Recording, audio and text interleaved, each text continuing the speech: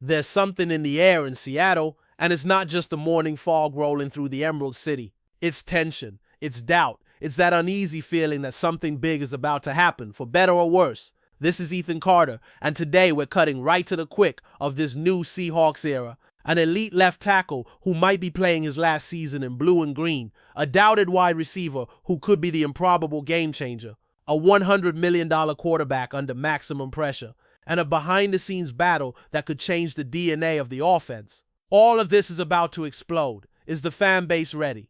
What's up, 12s? Everything good?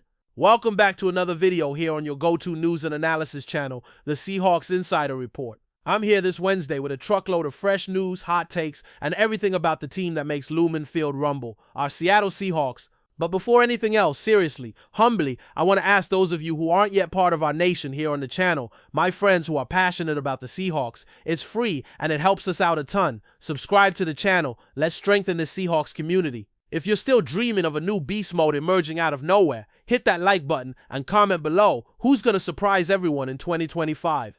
Unbelievable surprise. The best player on the NFL's worst offensive line might be on his way out the back door in Seattle, and no one seems truly ready to deal with it. Charles Cross, our starting left tackle since 2022, is entering a silent tension zone that could turn into chaos in the blink of an eye. The guy simply held his own on one of the team's most disastrous units in 2024, but even with his fifth-year option activated, there's still no extension signed. So fans, have you seen this movie before? Because we've lost talent like this in the past, and it cost us dearly. The context is brutal. Cross, at 24 years old, is the only elite bright spot on a unit that was massacred in every ranking, the second worst offensive line in the NFL last year, only losing to the Patriots. And yet Cross still managed to snag the 10th best grade among all tackles in the league by PFF, with an 82.5.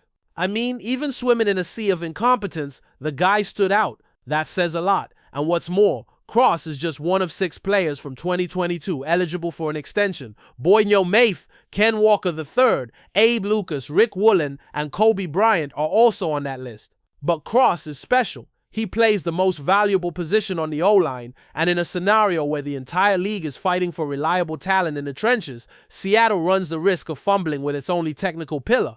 Dugar, from The Athletic, nailed it, stating that the minimum acceptable for a new contract is $21 million per year.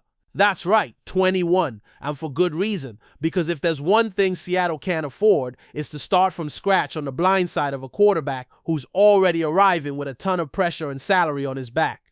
The scariest part, Cross himself gave a cold statement when asked about the renewal. "I'm focused on now. We'll deal with that later." That, my friend, is the kind of answer that can mean everything or nothing. But for a seasoned fan like you, who has seen idols left in the dust, this sounds all too familiar. The burning question, will Schneider really let the only decent O-lineman become an unknown? Or is a bombshell coming behind the scenes in the next few weeks? And what's more, if Cross falters, what does that say about the rest of the offensive line? This thing is just getting started. Direct challenge. What if I told you that the most promising wide receiver in the entire 2025 Seahawks class was picked in the 7th round? That's right. Amidst all this offensive overhaul, while everyone's eyes are on Kupp, JSN, and Valdez-Scantling, there's a name gaining traction behind the scenes, and if you blinked, you might not have even noticed: Ricky White III. The kid came from UNLV, a program that hadn't drafted a player since 2010, and arrived in Seattle with nothing to lose. But man, he has everything to gain, and he's gaining it. For starters, White III is the kind of player who changes the rhythm of practice with a single snap. Fast, explosive, absurdly unpredictable in his cuts. The guy has a stop and go that looks like a video game glitch. And he doesn't just shine as a wide receiver. He was simply the best special teams player in the entire Mountain West in 2024, with 4 blocked punts, 2 of them turning into touchdowns. Are you hearing this? 2 touchdowns just from blocked punts. It's like Cam Chancellor energy on a kickoff, bro. But what's most impressive is how he turns dead plays into magic. That short pass that usually dies 4 yards short of the first down. With him, it turns into 17 yards and a roar at Lumen Field. And what's more, it doesn't matter if he's in the slot or split wide. He creates separation with a rare ease, as if the ball has a magnet. G5 Football Daily cut straight to the chase. This guy is going to have a long NFL career. And you know what? I think so too. Even as a 7th rounder, he's projected to make the final 53-man roster. And not out of pity or charity, but because he deserves it. And if the coaching staff is smart and we're still trying to figure that out, they'll use this guy immediately on special teams, but with an eye on the offensive rotation. Older fans have seen this before. Remember Doug Baldwin? He wasn't a high draft pick, came in under the radar and became a legend. Am I saying White 3 will be the new Baldwin? Not yet, but the spark is there. The question is, will McDonald see it before another team does? Because if he gets cut trying to hide him on the practice squad, it's over. And with the wide receiver battle heating up in Seattle, there are big names that could fall. And his name might be safer than it seems. There's something seriously wrong when just a few months after giving a quarterback $100 million, your team starts scouting another veteran to reinforce the position. But that's exactly what's happening in Seattle, and the name that's gaining serious traction behind the scenes is Jameis Winston. The same Winston who once had 30 touchdowns and 30 interceptions in a single season. The same guy who almost became a meme and yet still has gas in the tank. But first, let's understand the scenario. Sam Darnold arrives as a big bet with a contract that screams starter. He's coming off an absurd season in Minnesota with over 4,300 yards and 35 TDs. However, and here's the red flag, he's been this promising QB before with the Jets and Panthers, and he always ended up sinking. The question hanging in the air in Seattle is, can he handle the pressure when chaos hits, because it will hit. The offensive line is still unstable, the offensive system is new, and the fans' patience that ran out a long time ago. And that's where Winston comes in. The Giants have Russell Wilson as their starter and rookie Jackson Dart waiting in the wings. Jameis is currently surplus to requirements. In 2024, he played 12 games for the Browns, threw for 2,121 yards, 13 touchdowns, and Seattle's interest isn't just tactical, it's emotional. The coaching staff knows that if Darnold stumbles in the first few weeks, you can't throw rookie Jalen Milroe straight into the fire. Winston would be that safety net. The guy who holds the locker room together, who has seen everything in the NFL, and who can come into a game and shake things up. But here's the key point. If you pay a QB $100 million, you shouldn't need a plan B in training camp. This exposes the front office's insecurity.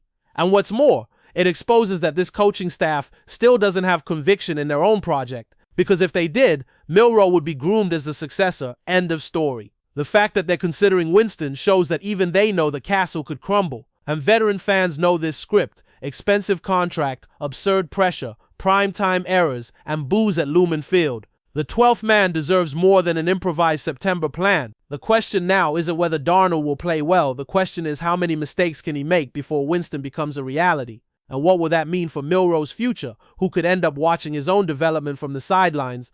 Unbelievable surprise, even without DK Metcalf and Tyler Lockett. The Seahawks wide receiver group might be the most competitive in years, and that's not an exaggeration. It's a cold, hard analysis.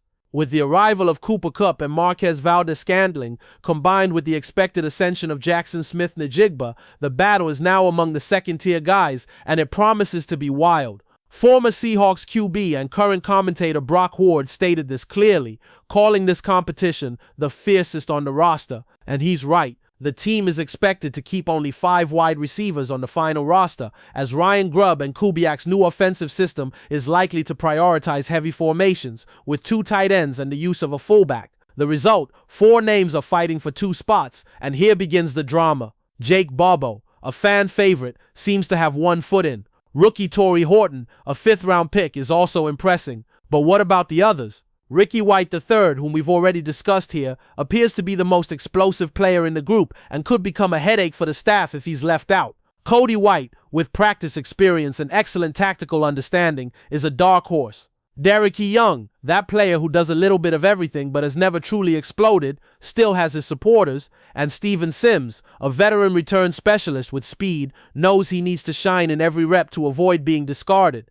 And behind all of this, a silent war is happening. The front office trying to juggle hiding some talents on the practice squad without other teams stealing them. This was made clear in the words of Brian Walters, another former player and analyst. You have to ask, can you hide this guy? Will someone steal him if we cut him? The situation is very reminiscent of 2015, when Seattle had to choose between keeping the raw talent of Chris Matthews, the forgotten Super Bowl hero, against the Patriots, or betting on more polished players. At that time, the decision was wrong. And now, with promising names like White III and Horton gaining momentum, there's a real risk of losing a new Baldwin or Kears before he flourishes. But veteran fans know wide receivers in Seattle have never had it easy. From the days of Brian Blades to Sidney Rice, what really matters is who shows up at the right time. And this preseason will be about that. Who will catch the ball and who will catch their last chance to be part of something bigger. And McDonald's final decision could say much more about the type of offense he wants to build. Conservative, explosive.